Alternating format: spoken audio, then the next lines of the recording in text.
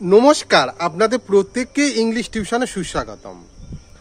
যদি কোনো সিঙ্গুলার নাউনের শেষে ম্যান থাকে, ম্যান, এবং এই ম্যানটা মানুষ জাতীয় অর্থে ব্যবহৃত হয়, তাহলে সেটা সিঙ্গুলার থেকে প্লুরালে করার সময় ম্যানটা মেন হিসাবে ব্যবহৃত হবে। যেমন ভদ্র মহোদয়, জেন্টেল ম্যান, এর দেখো শেষে ম্যান রয়েছে এবং এটা মনুষ্য জাতীয় অর্থে ব্যবহার করা হচ্ছে, তাই এটা প্লুরাল করার সময় হবে জেন্টেল মেন।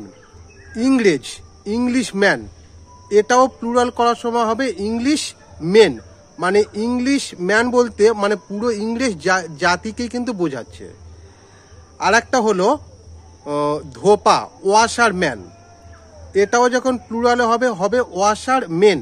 ক্রীড়াবিদ, স্পোর্টস ম্যান, এটা হবে স্পোর্টস মেন। ধন্যবাদ।